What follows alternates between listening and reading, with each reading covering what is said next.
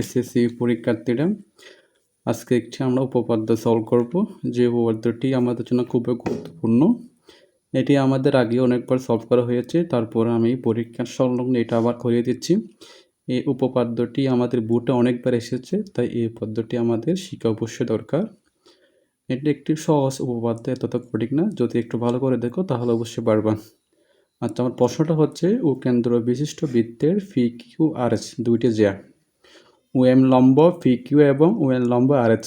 যদি ফি কিউ সমান আর এইচ হয় তবে প্রমাণ করো যে ওএম সমান ওএন।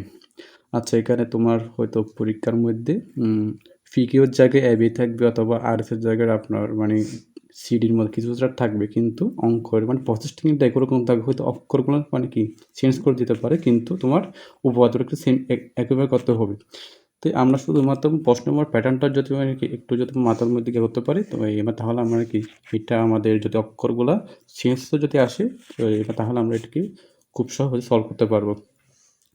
আচ্ছা, এটার আমরা আগে চিত্রটা অঙ্কন করি। চিত্রটা হচ্ছে কি, আমাকে বলছে কেন্দ্র বিশিষ্ট বৃত্ত।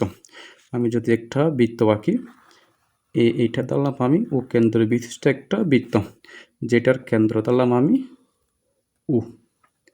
তারপর আমরা বলছে কেন্দ্র বিশিষ্ট বৃত্তের মধ্যে দুইটা কি আসছে, আমার যে আসছে। একটা বলছে যে বলছে ফিকার, একটা যে আর এস। তো আমি দুইটা যে এখন অঙ্কন করব। একটা করলাম আমি ফি কিউ, যে এটার নাম দিলাম আমি ফি কিউ। আর একটা যে আমি উপরের দিকে আঁকলাম, এটার নাম দিলাম আমি আর এইচ। আচ্ছা, এখন আমরা প্রশ্নের মধ্যে আসছে কি, এই ফি কিউ আর এস দুইটাই কিন্তু সমান বলা আছে অলরেডি। তাহলে আমরা এখানে বুঝতে পারি যে এই ফি কিউ আর এস দুইটাই কি একরকম সমান হবে। আচ্ছা, আরেকটা কথা বলছে কি, ওএম লম্ব ফি কিউ, মানে তার মানে আমার কি ফি কিউর উপরে থেকে একটা কি করতে হবে, একটা লম্ব টানতে হবে, যার নাম হবে কি ও এম। এই ও এমটা হচ্ছে তোমার কি ফি কিউর উপরে লম্ব।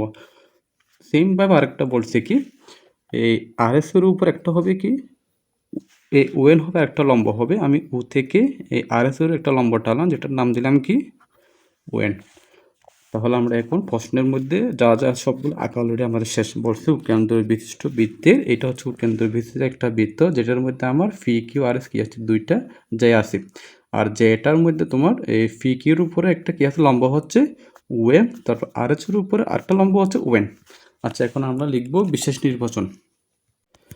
আচ্ছা, বিশেষ নির্বাচনটা লিখছি মূলত ওই আমরা প্রশ্ন দেখে লিখছি এটা।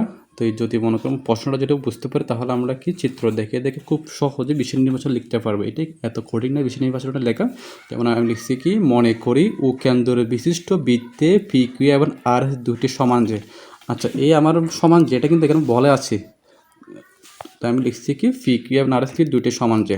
তারপরে ওএম লম্ব ফি কিউ এবং ওএন লম্ব আর এস হলে প্রমাণ করতে হবে যে ওএম সমান ওএন। তো এটা মূলত আমি মানে লিখছি কোথেকে, এইবার প্রশ্ন থেকে মূলত আমি এটা কী করছি লিখছি এখানে। তো তারপরে তোমার অঙ্কন আছে, ওই অঙ্কনটা হচ্ছে কি ওপি এবং ওআর যোগ করে এই আমরা কী করছি এখানে, ও থেকে এ পিটা যোগ করছি, ও থেকে আরটা যোগ করছি। এবার আসবে আমার প্রমাণটা। এই প্রমাণটা হচ্ছে আমার এখানে মেইন, তোমার উপপাদ্যের কিন্তু তোমার মেইন হচ্ছে প্রমাণটাই। তো এই প্রমাণটা মানে কয়েকটা মানে কি ওই ধাপ দিয়ে লিখতে হয়। আচ্ছা, প্রমাণের মধ্যে ধাপ 1 লিখছি কি আমি, ওয়েব লম্ব পি কিউ এবং ওয়েল লম্ব আর এস। এটা কিন্তু আমার প্রশ্নের মধ্যে দেওয়া আছে অলরেডি। এখান থেকে লিখছি আমি, এটা প্রশ্ন দেখে লিখছি এটা। তারপর আমাদের একটা কথা জানতে হবে যে কি, বৃত্তের কেন্দ্র থেকে ব্যাসভিন্ন যে এর উপর অঙ্কিত লম্ব ওই জেকে সমদ্বিখণ্ডিত করে। আচ্ছা, এটা দ্বারা বোঝাচ্ছে কি মূলত, এটা যদি একটা বৃত্ত হয়, বৃত্তের কেন্দ্র থেকে আমি যদি একটা জে আঁকি, এই জে থেকে যে আমি লম্বটা আঁকবো, এই লম্বটা এই যেটাকে তোমার কি করবে, সমান দুই ভাগে বিভক্ত করবে। ওই জন্য আমরা বলছি কি বৃত্তের কেন্দ্র থেকে ব্যাসভিন্ন যে এর উপর অঙ্কিত লম্ব, মানে এই অঙ্কিত লম্বটা ওই যেটাকে সমদ্বিখণ্ডিত করে। তো তদ্রূপভাবে আমি যদি এখানে একটা ফি কিউ একটা কি তোমার এখানে যে নাম, তো ফি কিউ যেটাকে আমি একটা কি একশো লম্ব আঁকছি কি ওয়েম, তার মানে আমরা কি বলতে পারি, এই ওএম লম্বটা তোমার কী করছে ফি কিউ জেকে সমান 2 ভাগে ভাগ করছে।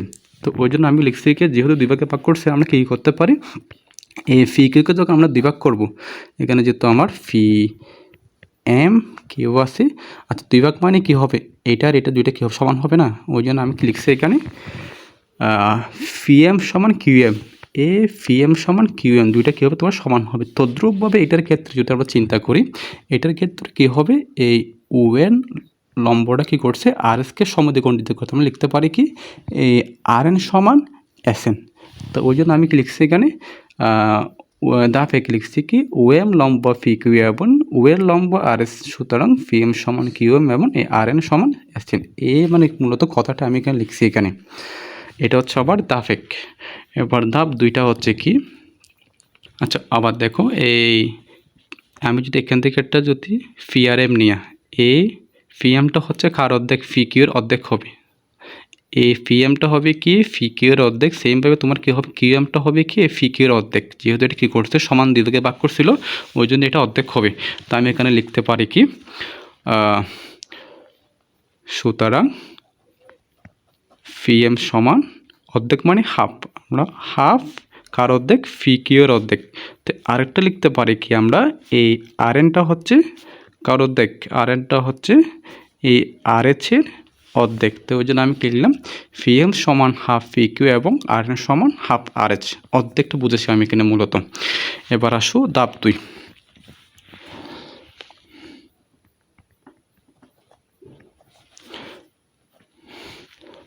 আচ্ছা ধাপ 2টা হচ্ছে কি আমাকে এখানে কী বলছে এ ফি কিউ আর এস মানে দুইটা কেউ সমান হবে, যেহেতু তোমার ফি কিউ এবং আর এস দুইটা যেহেতু সমান হবে তার মানে আমরা এখানে কী ধরতে পারি এ ফি কিউ আর এস দুইটা কি সমান, তারপরে তোমার এই হাফ তো এখানেও আছে এখানেও আছে, তাহলে যদি আমরা দুইটা সমান হয় আমরা সরাসরি এখান থেকে লিখতে পারি কি একটা কথা লিখে আগে এখানে ফি কিউ সমান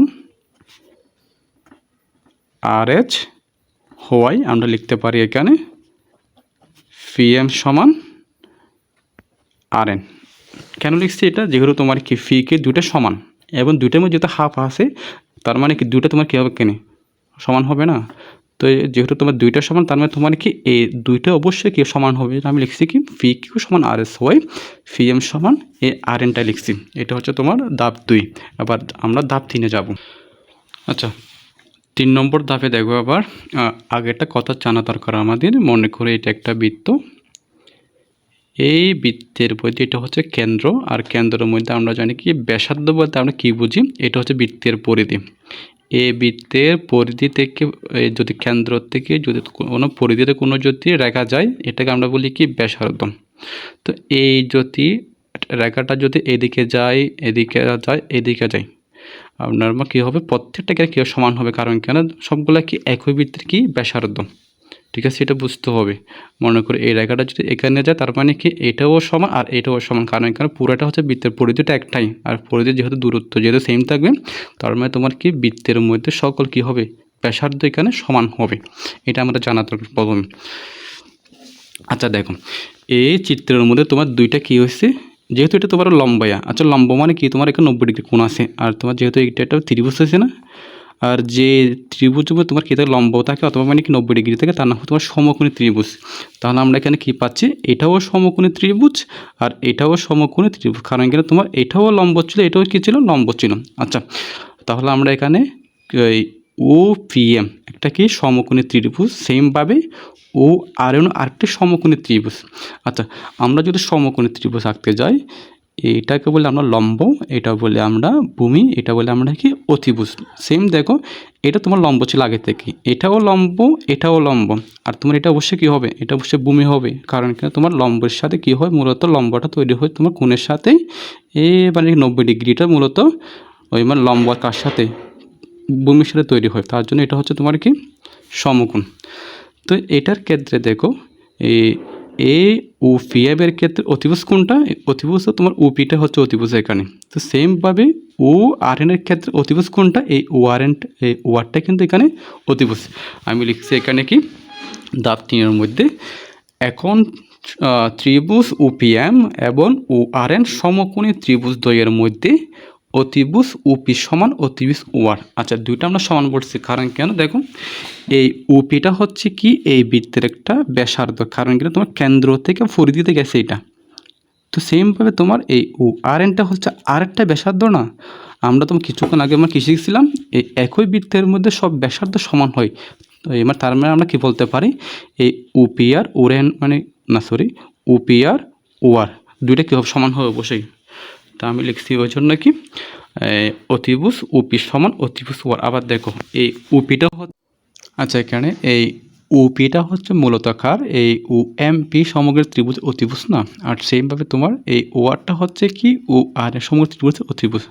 যেগুলো তোমার এই UP আর OR দুইটা সমান, সেজন্য লিখছি আমরা কি এই UP অতিভুজ সমান সমান OR, যেটা দুইটা তোমার কি এই বৃত্তের জন্য ব্যাসার্ধ, আবার এই কি সমগ্র ত্রিভুজের জন্য দুইটাই কি অতিভুজ। ঠিক আছে, তাহলে দেখো এবার এটার ক্ষেত্রে আমরা যদি এই আরেকটা সত্য পাইছিলাম আমরা PF সমান RN, এটা আমরা মূলত পাইছি কোথায়, এই ধাপ 2 এর মধ্যে এটা আমরা অলরেডি পাইছি, প্রমাণ করে ফেলছি এটা। আচ্ছা দেখো একটা এখানে চিত্রের মধ্যে, আচ্ছা চিত্রটার মধ্যে দেখো এই দুইটার মধ্যে আমার এই PF আর RN দুইটা কিন্তু সমান বলা আছে অলরেডি, এবং বলা আছে UP আর ORN দুইটা সমান। তো আমরা তাহলে বলতে পারি কি এই ত্রিভুজ দুইটা কি হবে, প্রায় ওই মানে সর্বসম সমান হবে। কারণ কেন দেখো এই ত্রিভুজ দুইটার ক্ষেত্রে আমার তোমার ভূমিও সমান আর কি অতিভুজ সমান। তো আমরা লিখতে পারি কি এই ত্রিভুজ দুটো প্রায় সর্বসম, জন্য আমরা লিখছি কি ত্রিভুজ UPM সর্বসম ত্রিভুজ ORN। আচ্ছা এবার দেখো ত্রিভুজটার ক্ষেত্রে যদি তোমার এই কোনটা কিন্তু মানে কিছু 90 ডিগ্রি ছিল, এটাও 90 ডিগ্রি এটাও 90 ডিগ্রি, দুইটা লম্ব ছিল। এরপরে দেখো এই তোমার ত্রিভুজটার মধ্যে ত্রিভুজ দুটার মধ্যে অতিভুজ দুইটা সমান, এমনকি এই PM ভূমি আর RM ভূমি দুইটা সমান। যেহেতু তোমার সবগুলা সমান, কোণও সমান, বাহু দুইটা সমান, তার আমরা অবশ্যই বলতে পারি কি এই OM আর ON মানে কি বাহু দুইটা অবশ্যই সমান হবে। ওই জন্য আমরা লিখছি কি, সুতরাং এই OM সমান ON, এটা হচ্ছে মূলত আমার প্রমাণ। তো এই উপপাদ্যটা কিন্তু আসার মধ্যে একটা উপপাদ্য, খুবই মানে এটা কমন, কারণ এটা তোমার মানে বোর্ডে অনেকবার অলরেডি আসছে। তো এটা একটা ভালো করে দেখবা, যদি এরপরে যদি না বুঝো তাহলে আমাকে অবশ্যই বলবা, আমি আবার বুঝে দেবো।